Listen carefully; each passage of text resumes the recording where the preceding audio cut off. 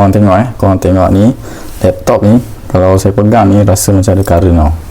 Okey, lepas tu macam ni kan. Ni nampak ada current tau. Okey, jadi dekat soket ni saya sentuh ni ada rasa current tau.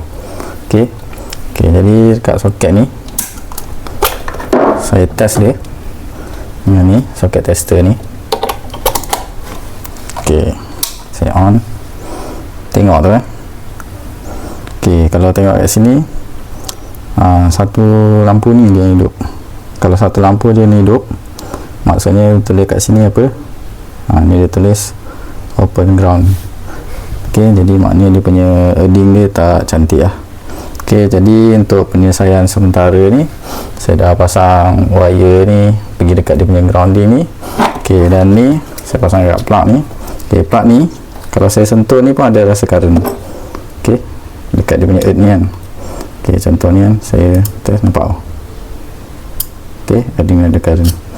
Okey, lepas tu ni extension ni saya dah tarik lah dekat punca yang complete lah dia punya apa grounding dan apa semua. Okey, saya pasang kat sini. Okey, macam ni lah. Okey, tengok je ni. Okey, kalau saya pasang ni jadi hijau. Nampak? Okey, saya lepaskan ni. Dia grounding dia problem lah. Okey, saya pasang ni nak dapatkan grounding yang cantik. Nampak dia hijau. Okey, dia dah hijau. Okey, sekarang ni saya dah pasang. Ni grounding ni patutnya okey lah untuk sementara. Okey, jadi dekat laptop ni yang tadi saya sentuh kat sini, okey, dah tak ada. Okey, dah tak ada. Okey, cuba tengok tengok ni kan, saya sentuh. Kalau saya cabut ni, nampak. Okey, saya pasang balik.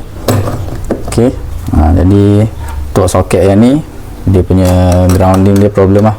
Okey, ni jadi ni saya dah tarik ni, nanti nak tarik pergi kat bahagian DB yang dia punya earding dia lah.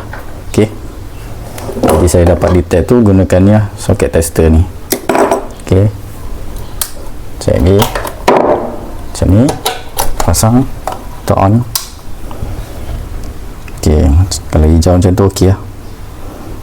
Okey, nampak kalau okey, dua je, dia ada 1, 2, 3, tapi dua lampu dia hidup. Nampak ni, correct. Okey, tengok ni, kalau saya cabut ni merah, pasang balik hijau, earding dia okey.